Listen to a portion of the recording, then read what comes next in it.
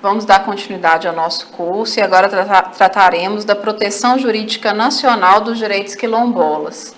Como já vimos, os direitos quilombolas eles têm proteção internacional por meio da Convenção 69 da OIT, que também garante essa proteção aos demais povos e comunidades tradicionais, mas o Brasil também tem legislações internas de garantia dos direitos dessas comunidades. Então, vamos partir da Constituição Federal.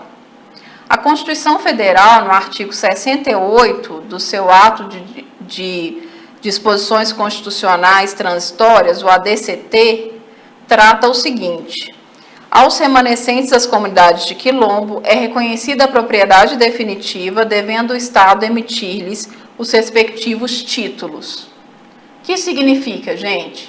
O Estado ele tem a obrigação de reconhecer os territórios quilombolas e garantir a propriedade desses territórios destinados aos seus membros, emitindo os títulos de propriedade.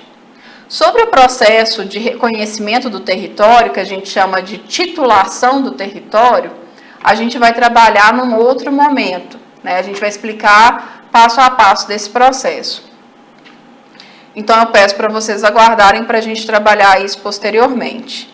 A Constituição Federal também trata da questão quilombola no seu artigo 216, quando determina que ficam tombados todos os documentos e os sítios detentores de remanescência histórica dos antigos quilombos. O que significa, gente? Primeiro, a gente precisa entender o que é o Instituto do Tombamento.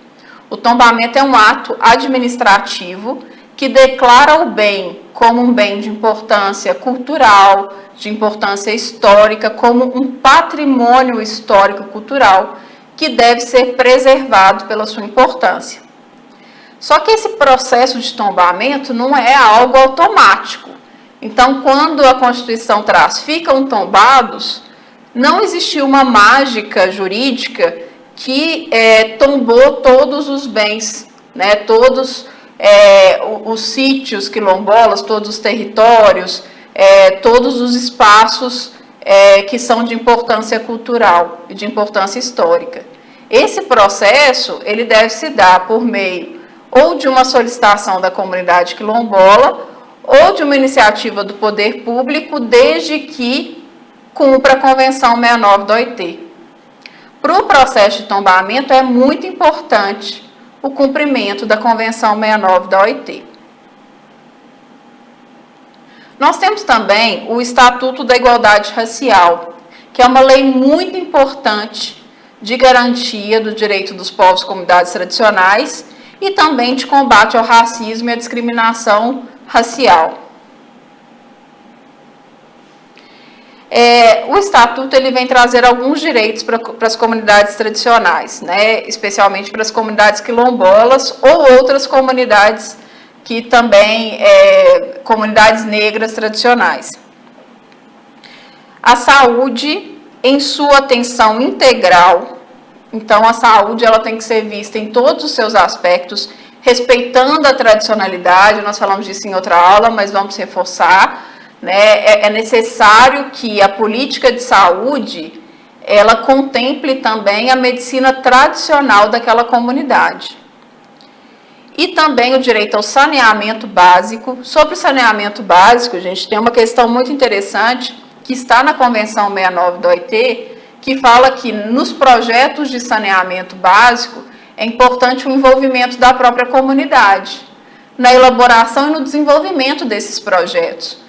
Eu já participei de projetos interessantes que as comunidades são capacitadas para usar tecnologias sociais, por exemplo, fossas ecológicas para saneamento básico, e depois elas podem também utilizar como meio de recurso, como serviço que pode ser prestado a terceiros, além de desenvolver isso na sua própria comunidade. na segurança alimentar e nutricional, e a segurança alimentar e nutricional também tem que respeitar a cultura dessas tradições. Né? É muito comum na comunidade tradicional, na comunidade quilombola especialmente, aqui em Minas especialmente, ter a utilização da rapadura para adoçar uma bebida, né? Para adoçar ali algo. Não adianta você colocar 1 quilo de açúcar, porque vai ser adoçado com uma rapadura. Então, é mais viável você colocar numa cesta básica uma rapadura, né, numa política pública. Então, é importante que a gente verifique que as políticas de segurança alimentar, elas também têm que garantir as especificidades culturais das comunidades quilombolas. A preservação dos usos, costumes e tradições e manifestos religiosos. Nós já falamos, mas quero enfatizar que a questão da intolerância religiosa é muito preocupante no país. Uma das maiores denúncias, né, maior número de denúncias que a gente tem no Disque 100, e as maiores vítimas são as religiões de matriz africana. O desenvolvimento sustentável dos quilombos, garantindo a preservação do meio ambiente. O incentivo a atividades produtivas e de infraestrutura, inclusive com financiamento público. Né? É muito interessante que as comunidades podem captar recursos públicos por meio das suas associações. Então, é necessário que o Estado garanta meios de financiamento para as ações de atividades produtivas e de infraestrutura. Né? Tanto da infraestrutura ali para garantia de direitos como acesso à água, ao saneamento básico, como também de produtividade, né, para que essas comunidades elas possam elas possam ter meios de garantir seu sustento, né, possam ter meios dignos de viver, né, de garantir suas atividades econômicas. O Estatuto, ele também traz uma orientação a todos os órgãos, né, tanto à União quanto aos estados e aos municípios, para o fomento à pesquisa e pós-graduação dos estudos voltados às populações negras. Então, esse é um ponto muito importante e quero aqui incentivar todos que, né, me escutam, todos que participam desse curso, a desenvolver os projetos de pesquisa, desenvolver projetos de extensão com essa temática, porque esse intercâmbio entre academia e a comunidade é muito importante. Assim como o acesso a essas comunidades também, a esse espaço, né, de conhecimento, a esse espaço de estudo. O Estatuto, ele trabalha o tema de igualdade racial. Então, apesar de não ter lá em todos os seus artigos escrito comunidade quilombola, ele se aplica integralmente às comunidades quilombolas, porque o seu foco é a população negra. Né? Então, se a gente está falando da comunidade quilombola, né, na sua grande maioria, são comunidades de membros negros. Né? Outro ponto importante é a proteção do samba e da capoeira e das religiões de matriz africana. Lembra da última aula que a gente falou de todo o processo de criminalização e discriminação dessas políticas, né, dessas ações religiosas e culturais? Então, hoje o Estatuto vem valorizar essas manifestações religiosas e culturais. O Estatuto, ele foi utilizado como base para a elaboração de um programa de governo que orientasse todas as políticas públicas do Brasil para a temática, que é o Programa Brasil Quilombola. Esse programa ele vem trazendo orientações, linhas, para que as políticas públicas sejam desenvolvidas para as comunidades quilombolas. Então, vamos ver quais são as ações que são descritas nesse programa. A regularização fundiária dos territórios quilombolas.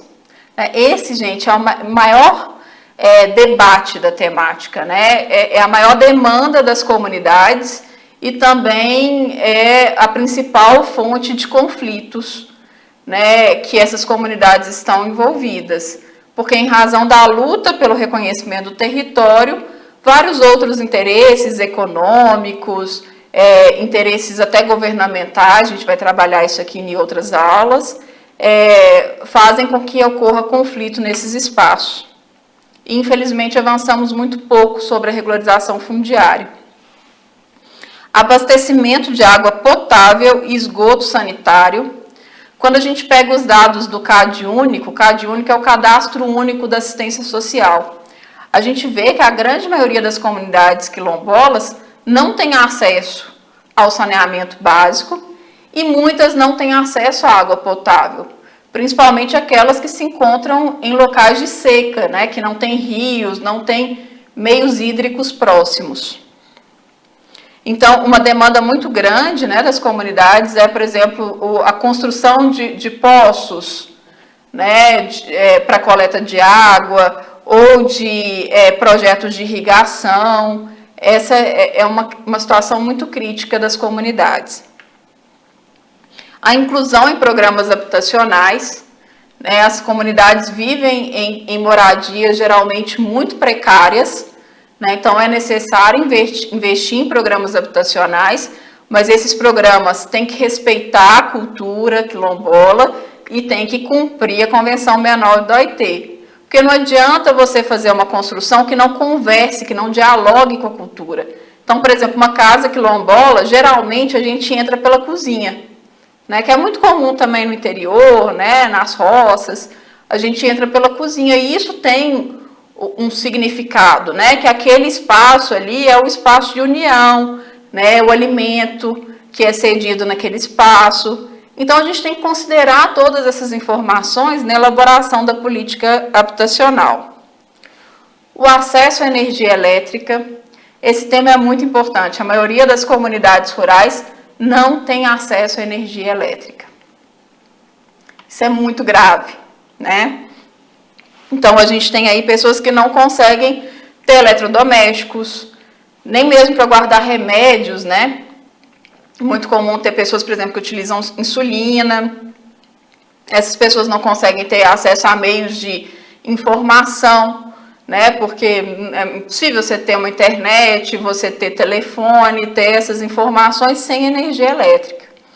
E a gente tem um grande conflito também com as empresas de energia elétrica, porque as empresas de energia elétrica entendem, né, na sua grande maioria, que para instalar energia elétrica é necessária a autorização do proprietário. Essas comunidades não têm título na sua maioria. E quem é o proprietário? É aquele que está em conflito com a comunidade e que não autoriza a implementação da instalação da energia elétrica. Então, esse é um ponto muito debatido nas políticas públicas.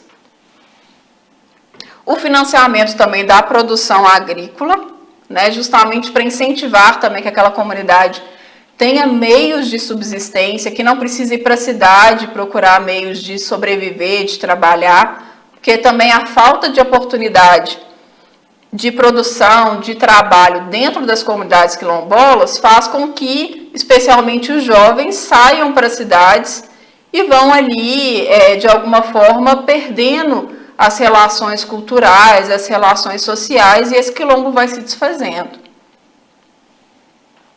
Projetos voltados para a segurança alimentar e nutricional, a gente já falou um pouquinho. Geração de trabalho e renda por meio de economia solidária. Então, é importante que a economia solidária considera as necessidades daquela comunidade como um todo, né? Não é a necessidade do indivíduo, mas qual a possibilidade de desenvolvimento daquela comunidade, qual a potencialidade daquela comunidade. A construção e manutenção de escolas quilombolas, falamos também um pouco na última aula, mas quero retomar a importância da educação que considera a diversidade, que considera os costumes e tradições. Por isso, existe uma diretriz de construções de escolas quilombolas dentro dos territórios, e que os professores sejam preferencialmente oriundos da comunidade quilombola que ele lecionará. A formação contínua desse professor quilombola e material que seja também didático e que respeite, né, as culturas, e aí a gente tem que fazer uma revisão, acho que de todo o material didático, porque como a gente já trouxe aqui, a história, ela nega, né, muitas vezes ela está oculta a história das comunidades negras, das comunidades indígenas, das comunidades tradicionais, porque a história é contada muitas vezes pelo vencedor, né? A fala daquele que foi violentado e oprimido não aparece. Repasse para alimentação escolar dos alunos de educação básica. Isso é muito interessante porque os municípios, eles podem receber verbas diferenciadas para a alimentação da merenda escolar nas escolas quilombolas. Então, há essa previsão no programa Brasil Quilombola para que haja um repasse com um valor adicional para as escolas quilombolas. Programa de acesso ao ensino técnico e emprego, especialmente para a juventude, né, como a gente trouxe aqui a importância de ter oportunidades dentro da comunidade para a juventude. Transferência direta de renda, que são os programas, né, de transferência de renda, como, por exemplo, Bolsa Família, o auxílio emergencial, que nós vimos durante a pandemia. Programas de saúde bucal. A gente viu aí por muitos anos várias universidades que faziam caravanas de saúde bucal, né, para levar conhecimento, levar também meios, né, escova, pasta de dente, para que as comunidades tivessem acesso à saúde bucal e também o atendimento, né, porque o atendimento à saúde deve ser um atendimento integral, que também contempla o atendimento feito por dentistas. Incentivar as rádios comunitárias, né, que são meios que às vezes acontecem em algumas comunidades, mas a gente pode interpretar aqui também como outros meios também, né, comunitários de comunicação, como, por exemplo, sites, canais, né, hoje a gente tem outros meios que não rádios. E promoção da documentação básica e registro civil. Infelizmente, é muito comum a gente ter subnotificação de registro civil nas comunidades quilombolas, pessoas que não foram registradas. Isso é comum, né? A gente assusta porque a gente vive muitas vezes uma realidade urbana e pensa que esse direito é acessível, mas para as comunidades quilombolas nem sempre o é. Então é necessário políticas públicas direcionadas para a erradicação do subregistro, né? Para a garantia do direito ao registro civil. O Brasil, ele possui uma política própria de certificação das comunidades tradicionais, especialmente das comunidades quilombolas. Como que funciona essa política de certificação? O Brasil reconhece a Convenção 69, que fala que essas comunidades devem se autodeterminar. Mas isso é o suficiente? Bem, hoje, na política pública, é necessário que essa comunidade seja certificada para que ela tenha um reconhecimento público de que ela é comunidade quilombola.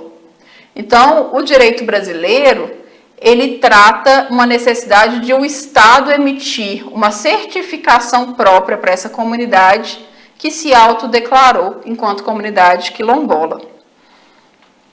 Quem faz essa certificação? A Fundação Cultural Palmares. Como que funciona esse processo? O primeiro passo é o seguinte: a comunidade solicita. Geralmente, essa solicitação é feita após ter uma reunião da associação quilombola, ou se não tiver associação constituída ainda, pode ser uma reunião do grupo, da comunidade.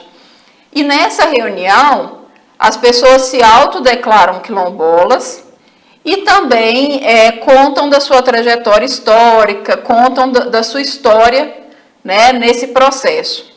A ata dessa reunião deve ser assinada pela maioria dos membros da comunidade e essa ata, junto com outras informações, documentos, ela é encaminhada à Fundação Cultural Palmares.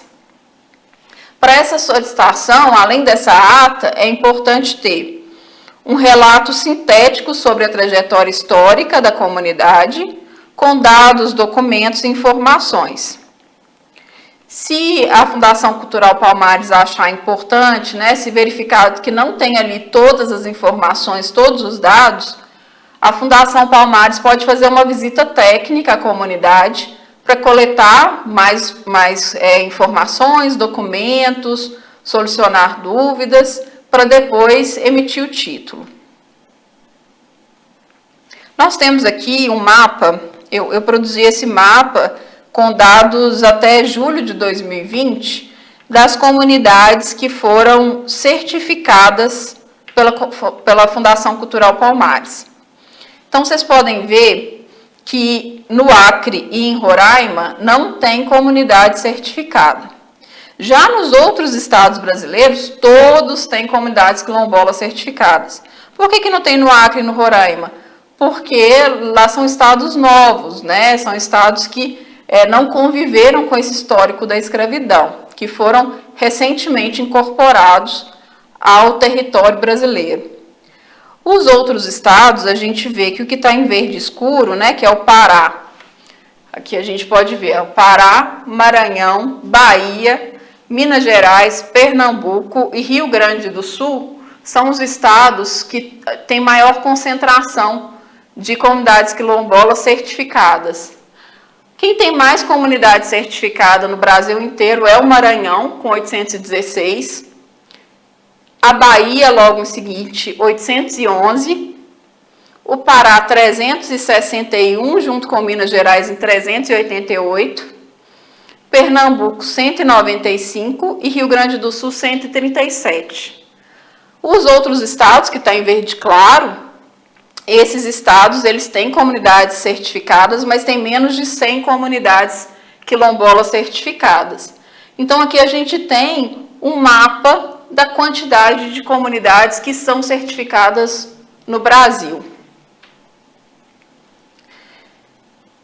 Queria tratar com vocês uma outra proteção que nós temos no nosso direito pátrio, que é uma proteção no âmbito do direito penal, que é a tipificação do crime de injúria racial e do crime de racismo.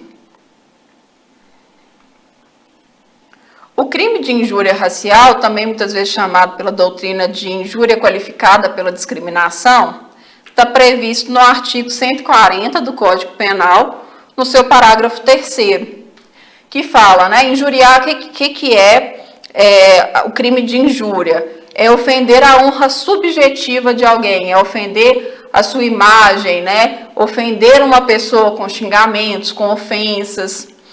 E esse crime, ele tem a pena aumentada se na utilização dessa injúria ocorrerem elementos de raça, cor, etnia, religião, origem ou condição de pessoa idosa ou pessoa com deficiência. Olha que interessante, gente. Então, vamos pensar. Primeiro, raça e cor. Então, né, quando se coloca situações de ofensa, isso é muito comum, infelizmente, na nossa sociedade, né, pessoas que utilizam de elementos de raça e cor para ofender o outro. E também etnia, né, quando a gente está falando, por exemplo, das comunidades indígenas, também pode ser considerado injúria qualificada pela discriminação se for elemento religioso. Então, quando a pessoa utiliza elementos de religião para poder ofender, né? Então, vou dar exemplos aqui, gente, claro que são meramente ilustrativos. Raça, cor e etnia, se a pessoa fala assim, seu preto safado, seu índio safado, né? Quando fala de religião, por exemplo, seu macumbeiro safado, quando tem algum elemento relativo à religião, juntar essa ofensa, né? Que eu estou colocando aqui como exemplificativo, safado, mas poderia ser qualquer ofensa. A origem. Então, por exemplo, se eu ofender uma pessoa pela sua origem nacional ou até pela sua origem de estado, tipo, seu nordestino safado, seu venezuelano safado, tudo isso tem elementos, né, que são de origem e também se eu utilizo elementos da condição da pessoa ser idosa ou da condição da pessoa ter deficiência. Então, se eu coloco, por exemplo, olha, seu velho safado, seu surdo safado, seu cego safado, tudo isso vai configurar um crime de injúria qualificada pela discriminação. Claro que eu não acho que nenhum desses grupos é safado, nem nada disso, né? É meramente exemplificativo para a gente compreender o tipo penal. E é importante a gente entender que essa ação, né, desse crime é uma ação pública condicionada à representação. O que significa isso? A competência é do Ministério Público de promover a ação. Só que o Ministério Público só pode promover a ação se tiver uma representação da vítima, se tiver uma vontade expressa da vítima que ocorra aquele processo. Então, é muito importante isso, né? Se vocês se depararem com uma situação de injúria racial, injúria qualificada pela discriminação, o órgão competente para tratar é o Ministério Público e a vítima deve fazer uma representação, deve registrar a sua manifestação de que deseja que aquele crime seja processado. Diferente da injúria qualificada pela discriminação, nós temos os crimes de racismo. A Lei 7.716, conhecida como Lei K.O., ela tipifica várias ações. Né? Eu coloquei aqui como um resumo, né, porque não tem como a gente trabalhar todos os tipos penais, que é impedir ou obstar o acesso de alguém a locais públicos. Então, aqui você não entra. Aqui negros não entram. É interessante que a injúria qualificada pela discriminação é uma ofensa contra a pessoa. E os crimes de racismo é uma ofensa contra uma coletividade. Por exemplo, negros não entram nesse espaço. Seja esse espaço público ou privado. Não contratamos negros. Configura crime de racismo. Por quê? Está fazendo um impedimento à admissão a cargos públicos ou privados, né, se tiver um edital público nesses termos, assim como contratação de serviço. Né? Imagina uma situação que né, a gente já vivenciou, já viu aí na mídia, uma pessoa vai prestar um serviço, por exemplo, um conserto de um eletrodoméstico, e aí chega na casa de alguém, essa pessoa fala, não contrato serviço de negros. Isso é um crime de racismo, né? Porque em razão da raça ela está deixando de acessar um serviço, um bem. E aí os crimes de racismo são quando o preconceito é contra raça, cor, etnia, religião, tá? Então o crime de racismo pode ser com questões religiosas ou procedência nacional. Então um crime, né, de xenofobia também é um crime de racismo, né? A xenofobia por si configura-se um crime de racismo no nosso direito brasileiro. O crime de racismo, ele se processa mediante ação pública incondicionada à representação. Então, cabe ao Ministério Público promover essa ação, mas se a vítima desejar ou não esse processo, o processo ocorrerá, independe da vontade da vítima. E esse crime, em razão de determinação constitucional, no artigo 5º, ele é inafiançável e imprescritível. Esse crime, então, não prescreve, pode ser o tempo que ele tenha passado, pode haver um processo, né, para punição dos seus responsáveis, e também ele não é possível de ter fiança. A pessoa não pode pagar uma fiança e ser liberada se for presa, por exemplo, em flagrante, num crime de racismo.